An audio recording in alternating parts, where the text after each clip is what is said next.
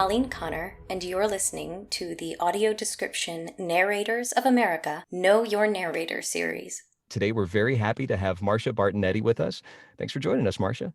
Thank you. It's great to be here. Let's jump right in. What do you love about audio description? Oh man, audio description came as a big surprise to me. And as I got in, it's changed quite a bit actually, because when I first got into audio description, they asked us to be very neutral in our delivery. So there was no indication of how we felt about what was going on in the picture or the TV series or whatever. And it's changed a bit because we're able to give a little more of our emotional input into the audio description without taking away from the actors, of course, and the music. But what I love about it is our ability to create a picture for someone. It's not often you get to do that to really, so that it matters to the listener, that they can see the beautiful film, the cinematic effects, along with the music. I mean, it's our job to enhance that experience. And we don't get that with a lot of voiceover work. I love audio description. I love film. So I think that's part of it. If we love the medium of film or television, whatever, it really helps us to bring ourselves more into the work. And I love film, and I love being there watching movies and talking about the movies. I mean, in the beginning of audio description, we had an editor, we had an engineer, we had someone, working the controls. Well, now we're pretty much on our own in a booth, directing ourselves and kind of doing the engineering as well. And there are times when I have to stop tape, I'm crying, and I can't talk with the tears behind me. But it's so moving to me, these movies, and being able to describe what's happening so that the audience can be in it as I am. Do you know what I mean? And see as I do through my words and through my voice. It's magical. I really love it. You use the word enhance when it comes to the emotional content. That really implies, as you said, you're not going to cry through your tears during an audio description track, but there is some element that you put in to be able to help the audience get into that emotional feeling. Could you talk a little bit more about that? Well, my feeling is this. I started out as a singer years ago, as you know now. So I've always used my voice, whether it be in music or in narration or whatever it is that I do. I've always used my voice to communicate. And the voice is directly related to the heart. That's the one instrument that is directly related to the heart. So our vulnerability as singers, for instance, has to be available. And I have to have my availability in audio description of my emotions as well, but not override. It's a very fine line that we draw, and we only have a few seconds for each phrase. So we have to be present, which I love about audio description as well. You're absolutely present. And it's really an interesting place that you go, because it's not just straight up words. There's meaning behind the words, and everybody who works on a film, whether it's the cinematographers, the actors, the musicians, they're all putting all of this artistic expression into a story. So it's my job to bring all of that to the fore for anyone who can't really see, quote, and make them see in another way so that they get the full experience of what all these people have put together. And like, for instance, when we did Sophie's Choice, I found myself having to stop, and the music would start again and I'd start to cry again, I'd stop. And the music would start and I'd start to cry again, I'd stop. Now, Marsha, this is your job. Get out of that. But I also want the audience to have that same ability to feel where we are in this, in between the dialogue, so they're really in the experience. That's important to me. One thing I did when I first started in voiceovers years ago, I've been in voiceovers almost 40 years, by the way. So I'm kind of a vet, but one of the jobs I had was, before Siri, there was a voicemail system. Thank you for calling. I'm sorry, that's not a valid password. Please try your call again later. That was me. So in the very beginning, we could only record partial phrases of a sentence because the technology wasn't there. It was in the 90s that it started. I was the voicemail queen, by the way. The voice America loved to hate. But anyway, I had to think of my audience when I was doing these. Thank you for calling. I had to bring some real to the space. I had one full sentence when I was doing this, and it was, "Are you still there?" And I had hundreds of people. Will you say, "Are you still there?" Because it was the moment a real person came on the line in a way. So, in the same sense for AD, I bring my heart and my connection to the work. I don't just say the words, but I'm very involved in what is the story saying? How is it unfolding? I'm very conscious of that. And no matter what I do, but it started out with a very technical recording hundreds of thousands of phrases that had to come together into a sentence and sound like a real sentence. Is your voice lilted up at the end of the phrase? Like, can you? Can you? So it's down, up, neutral. And every phrase had to be recorded three different ways. However, it was going to be in a sentence like, you have 14 new messages. It's kind of crazy making, but it applies to audio description again, because it's not just phrases in between that you just crank out, because there are hundreds of phrases in each film, but you bring more to it. You bring more of yourself to it, your heart to it. I do. I'm very conscious of the audience and want to give them every bit of what can be, infused into the audio description that enhances the music, enhances the dialogue, enhances the cinematography. It seems like it's my job to do so. And that comparison that you make with the voicemail system having so many different short phrases or whatever, the comparison with audio description and how you bring your vulnerability. If we could go back to that word that you used, vulnerability, that does affect the audience. Could you, because I'm assuming that you can write, but in most cases in audio description, you're probably given a script that has been written for you. Is that the case? That is the case. And it's interesting you bring up the writing, because when you have a good writer, again, we're a team. We need good writers. There's certain words. I would love to talk to some of the writers. One of them, and you may find this true too, when writers say they clasps, or the hands clasps, clasp is a really tough word to read in a sentence quickly. That's just one example. And what would be another word to say clasp? So I love when we have great writers, because then it's just like, yeah, we're a team and it works so well. And when we do this long enough, the writers know the narrators that they're working with, and know their cadence and their rhythms. So that helps. What a great connection on that side between the writer and the voice talent.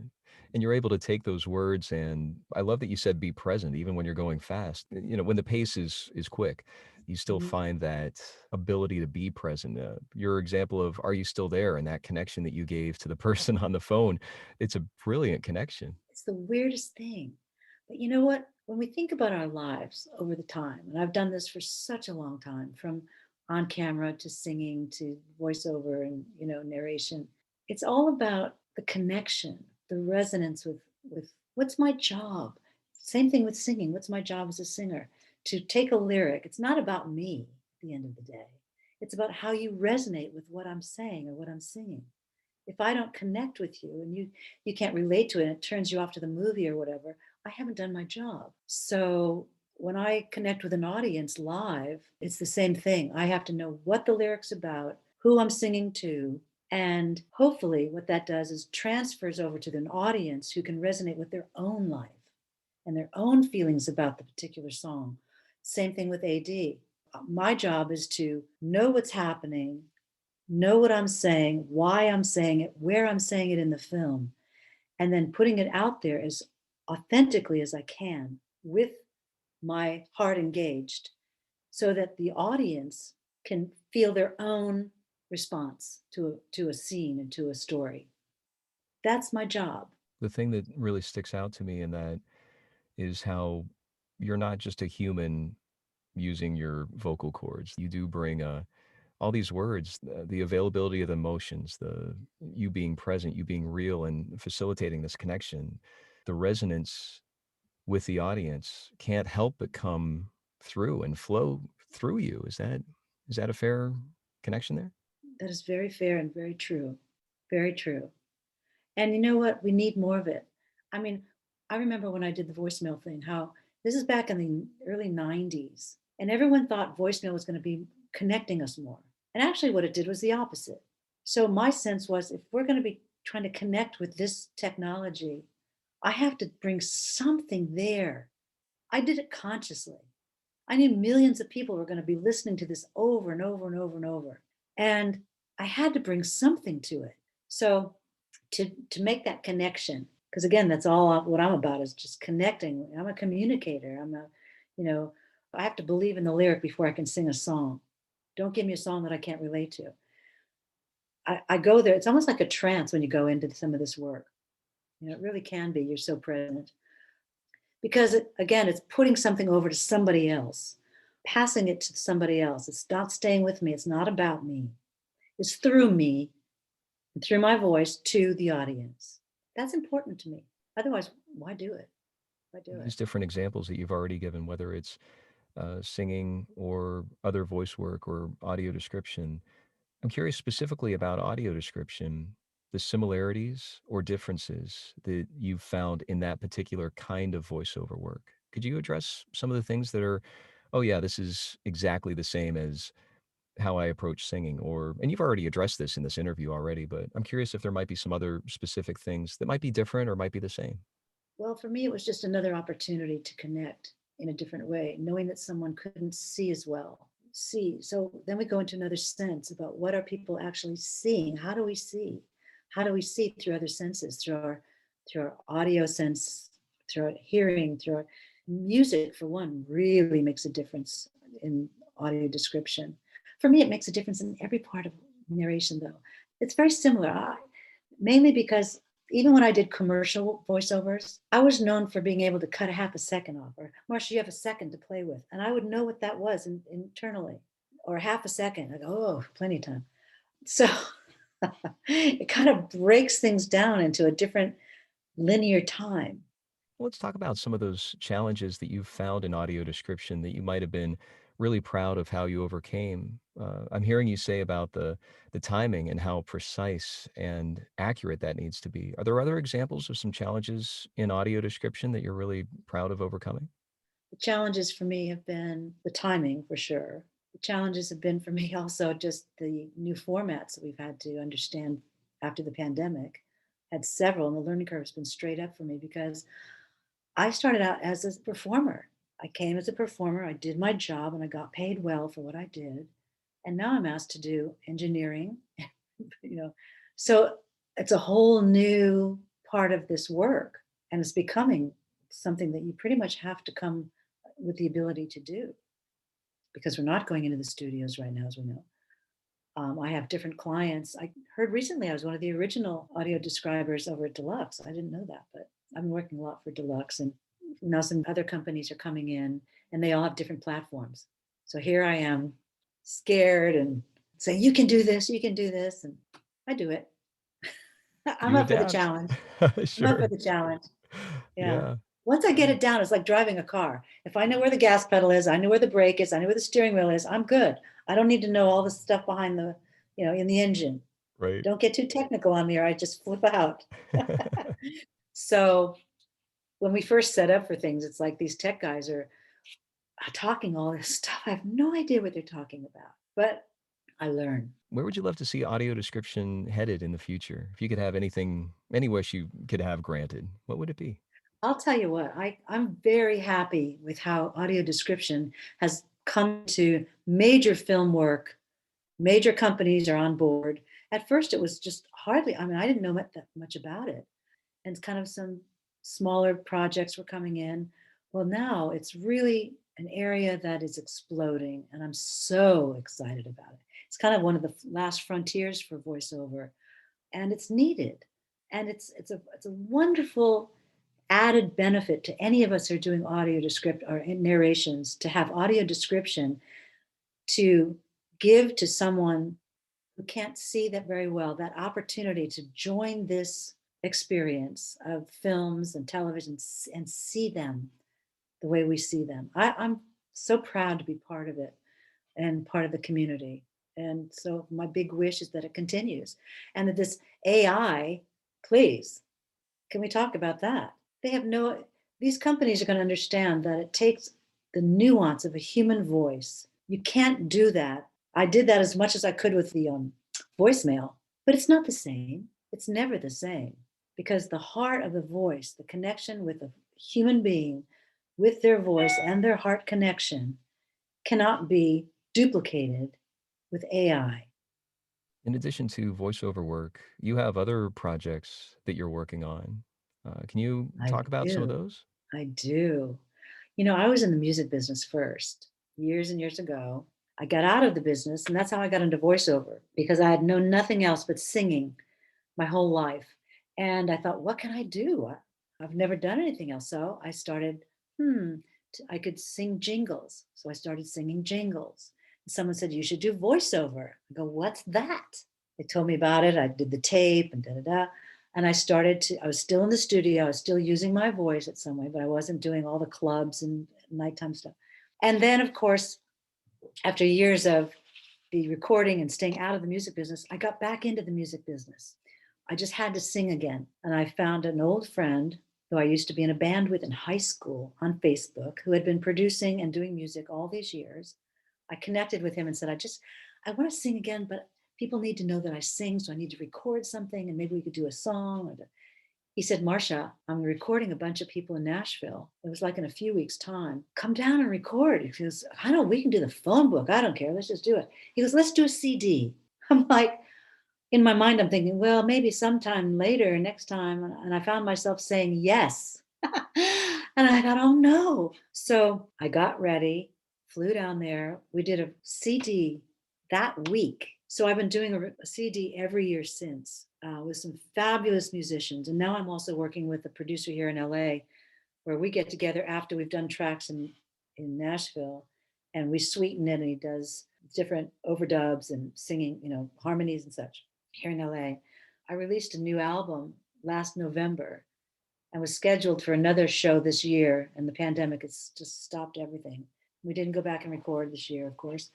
So I'm taking some of the recordings that were left over, coming toward the next record, and recording them, releasing singles until I get to a full CD. So the first single was released a couple months ago, and we have a new one coming out in the next month. You can hear my voice on marshabartenetti.com, and I'm on YouTube and all that, Spotify, and yeah. So I sing. Is there anything else you'd like to share with our audience? Oh, and then the next project I have, I can't stop. My ex-brother-in-law wrote a book. He sends me the book, and just to support the family, I decide I'm going to read the book. And it's a fabulous book. I don't even know the guy can write. It's beautifully written. So exciting that I had called him back and I said, I want to option your book and try to get it made as a film. I hired a screenwriter, and as we discussed, there was so much going on in the book, and it was so beautifully cinematic and gorgeous. We decided to make it a limited series. So we're in the process right now of getting everything together with this limited series. We have the pilot, we're working on the pilot. The episodes are all sketched out, and I like everybody to put their vibe into this happening. It's really exciting, and I'm not new to this business, and I know how difficult it can be, but I am very excited about this project and can see it finished, and I will put all my energy, or a lot of my energy, into that as well this year. So Is there a chance you'll also do the audio description for that project you're producing? yes, of course. I also put my song in there. What do you think? I'll have first dibs on the audio description. Very exciting. It's called Deadly Rift. I can't go into too much about the story right now, but when I can, I will. Thanks so much for peeling back the curtain for us. No. Thank you for peeling back the curtain. Thank you for peeling back the curtain. It's wonderful. When I heard about it, I was like, great. People are connecting on this level as well. Yeah. I had a wonderful letter from an audience member who said, are you the Marsha Bartenetti who voiced, I think she was talking about Queen Katwe at the time. She goes, if you are, I just want to tell you how much I enjoyed it. And she was saying all these lovely things. And I thought, that's why I do this. And it was so great to hear from someone who actually appreciated what was done. I said, yes, it's me, and thank you so much. And I'd love to hear from audience members who like what we do, or have ideas about what we've done, or how it's moved them, or it's great to hear. Makes that connection a two-way street. Makes it a two-way street. And, that's why we do it, to connect. To hear back was really important for me. It was like, wow, thank you. I hadn't even heard my audio description in a show until I went to see my daughter, and her daughter watches a series of unfortunate events. And they turned on audio description, and I finally saw, oh, this is what it sounds like. This is how they put it together when it's all mixed together with the proper levels and whatnot. It was really interesting. And at first I was afraid it was going to take away from, but I was pleasantly surprised that it just moved it forward, and I wasn't, bothered by it at all. I actually really liked it. I'm like, wow. Not being technical, I don't know how to set up audio description on my own television. So I'm waiting to get someone to help me with that. The accessibility of accessibility. Yeah, maybe someone can help me with that, so I can hear some other voices as well. Yeah.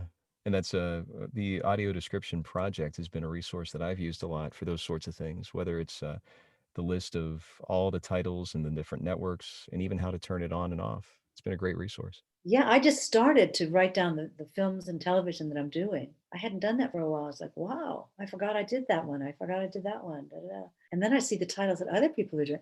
Hundreds of titles. How many narrators are there out there? We've got 50 on the ADNA.org site, and that's just from audiences reporting what they've heard. It's really wonderful, isn't it? It really is. Well, you are amazing for creating this and giving us all the opportunity to connect with one another as well. So thank you. And you're welcome. And I get so much out of this. It's just thinking about how you started sharing about your level of care, professionalism, craft, art, that all the words that you used, whether it was how you communicate with your heart, the availability of your emotions, that present, all these things can't help but bring audiences along in parity to sighted audiences. That when it comes to audio description, it's not just throw a script together and call it a day. The checkbox is checked. You've brought an extra level of professionalism, as in all the other aspects that you've brought. And that's what is so great to be able to share with our audience, to let them in on here's what's going into this. It's really it's been so enlightening for me to be able to talk to all of our professionals, but this particular interview really dove into the performance aspect in a way that I haven't heard before. Thank you. It means a lot to me. It's my purpose in life, frankly. I mean, you go through so much time in life, and all these different experiences kind of come together into this path. And it's like haiku, when you kind of bring things down to a focus. What is it? And for me, it's reconnecting. Not only reconnecting with self, but reconnecting with your voice out to resonate with somebody else. That's what I do. It's pretty simple. Well, thanks so much for joining us, Marsha. This has been great. And every once in a while, my cat comes on. Oh, she'll perfect. meow, and I'm like, no, we can't have you on the movie right now. Yeah, it's not a duet. We have to redo. Maybe she'll get in one of the Easter eggs of the audio description track. Exactly. She would love it. She loves to listen to audio description. My cat. No kidding. I mean, she comes in and sits right next to me when I record. Wow. Well, it's just been great talking with you, Roy. Oh, thanks so much for joining us, Marsha. This has been great. If you have any other questions, let me know. All right, will do.